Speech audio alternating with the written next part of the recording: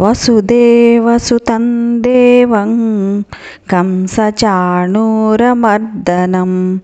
దేవకీ పరమానందం కృష్ణం వందే జగద్గురుం. శ్రీకృష్ణం వందే జగద్గురుం.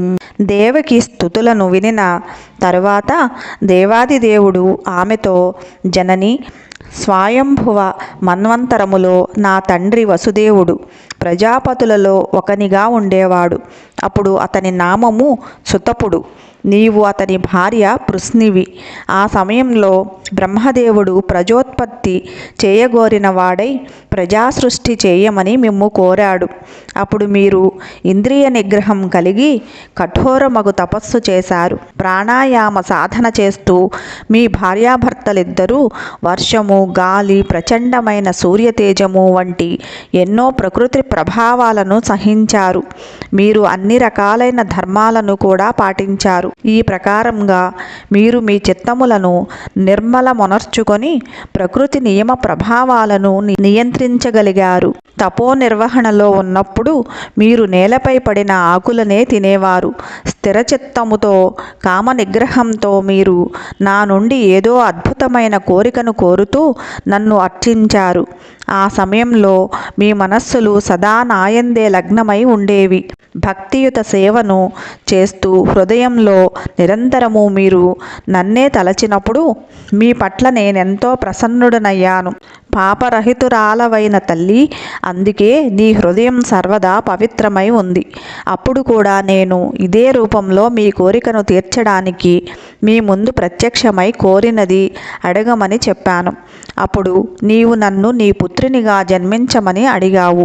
నన్ను స్వయంగా చూసినప్పటికీ భవబంధ విముక్తిని అడుగక నీవు నా మాయాప్రభావం వలన నన్ను నీ పుత్రుడవు కమ్మని అడిగావు. ఇంకొక విధంగా చెప్పాలంటే భౌతిక జగత్తులో ఆవిర్భవించడానికి భగవంతుడు పృశ్ని, సుతపులను తన తల్లిదండ్రులుగా ఎంచుకున్నాడు.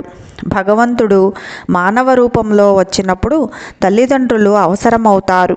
అందుకే పృశ్ని, సుతపులను ఆ దేవదేవుడు శాశ్వతంగా తన తల్లిదండ్రులుగా ఎంచుకున్నాడు. అందుకే వారు భగవంతుని ముక్తిని అడగలేదు. దివ్యమైన భగవత్ సేవ కంటే ముక్తి అంతగా ప్రధానమైనది కాదు. పృశ్ని, సుతపులకు భగవానుడు తక్షణం మోక్షము ఒసగి ఉండేవాడే అయినను తన వివిధ ఆవిర్భావముల కొరకు ఆ దేవాదిదేవుడు వారిని భౌతిక జగత్తులోనే ఉంచగోరాడు. భగవంతునికి తల్లిదండ్రులుగా అయ్యడి వరాన్ని పొందిన తరువాత పృశ్ని, సుతపులు తమ తపోకార్యాన్ని విరమించి సాక్షాత్తుగా భగవంతునే పుత్రునిగా పొందడానికి భార్యాభర్తలుగా జీవించారు. కొంతకాలానికి పృశ్ని గర్భవతి అయి పుత్రునికి జన్మనొసగింది. దేవాదిదేవుడు దేవకీ వసుదేవులతో పలుకుతూ ఆ సమయంలో నా పేరు పృశ్ని గర్భుడు. తదుపరి యుగంలో మీరు అదితి కశ్యపులుగా జన్మించారు.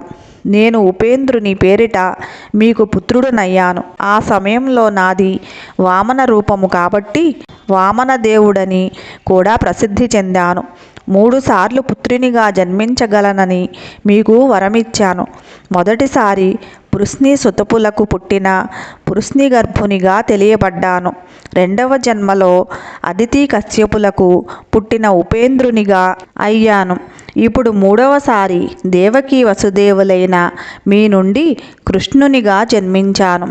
అదే దేవదేవుడను మళ్ళీ జన్మించానని మీకు నమ్మకం కలగడానికే నేను ఈ విష్ణు రూపంలో ఆవిర్భవించాను.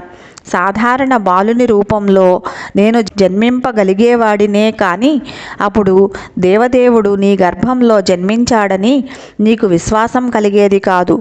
జననీ జనకులారా, ప్రేమానురాగాలతో మీరు ఎన్నోసార్లు నన్ను మీ పుత్రినిగా పెంచారు. అందువలన మీ పట్ల నేనెంతో ప్రసన్నుడనయ్యాను. కార్యసిద్ధి అయినందున ఈ మారు మీరు భగవద్ధామానికే వెళతారని నేను ఆశ్వాసమిస్తున్నాను. మీకు నా గురించిన చింత, కంసుని భయము ఉన్నదని నాకు తెలుసు. అందువలన నన్ను వెంటనే గోకులానికి తీసుకొని వెళ్ళి నా స్థానంలో యశోదకు జన్మించిన పుత్రికను తీసుకొని రావలసినది అని అన్నాడు. తల్లిదండ్రులతో ఈ విధంగా పలికిన తరువాత భగవానుడు వారి ఎదుటనే సాధారణ శిశువుగా మారిపోయి మౌనం వహించాడు. దేవాది దేవునిచే ఆదేశింపబడిన వసుదేవుడు తన పుత్రుని సూతికాగృహం నుండి తీసుకొని వెళ్ళడానికి సిద్ధపడ్డాడు. సరిగ్గా అదే సమయంలో నంద యశోదలకు ఒక పుత్రిక కలిగింది. ఆమె యోగమాయ. ఆ యోగమాయ ప్రభావం వలన కంసుని ప్రాసాదంలోని వారందరూ, ముఖ్యంగా ద్వారపాలకులు, గాఢనిద్రలో మునిగిపోయారు.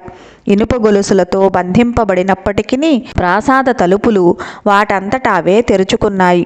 చుట్టూ చిమ్మ చీకటియే అయినప్పటికీ శ్రీకృష్ణుని తన చేతుల్లోనికి తీసుకొని బయటకు రాగానే వసుదేవుడు సూర్యకాంతిలో ఉన్నట్లుగా సమస్తాన్ని చూడగలిగాడు. వసుదేవుడు శ్రీకృష్ణుని తీసుకొని వెళుతున్నప్పుడు రేయి అంధకారము నశించింది. కారాగార తలుపులు అప్రయత్నంగా తెరుచుకున్నాయి. ఆ సమయంలో ఆకాశంలో గర్జన వినిపించింది. కుండపోతగా వర్షం కురియసాగింది. వసుదేవుడు తన పుత్రుణ్ణి వర్షంలో తీసుకొని పోతుండగా ఆదిశేషుడు సర్పరూపంలో అతని తలపై పడగలను ఎత్తిపట్టి వర్షము వలన ఆటంకము కలుగకుండా చేశాడు. తరువాత వసుదేవుడు యమునా తీరం చేరగానే నది పొంగుతూ నురుగుతో కనిపించింది.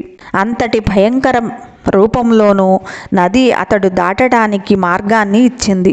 సేతుబంధన సమయంలో శ్రీరామచంద్రునికి హిందూ మహాసముద్రము దారి ఇచ్చినట్లుగా అది జరిగింది.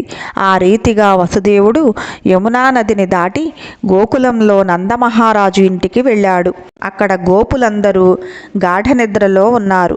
ఆ అవకాశాన్ని వినియోగించుకొని అతడు నెమ్మదిగా యశోద గృహంలో ప్రవేశించి అక్కడ అప్పుడే జన్మించిన ఆడ శిశువును తీసుకొని ఆమె స్థానంలో తన పుత్రుని ఉంచాడు.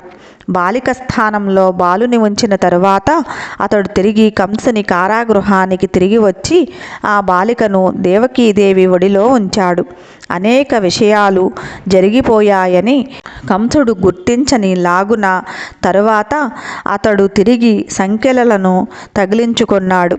శిశుజననం జరిగిందని యశోదకు తెలిసినప్పటికీ పురిటి నొప్పుల కారణంగా అలసినదై ఆమె గాఢనిద్రలోనే మునిగింది.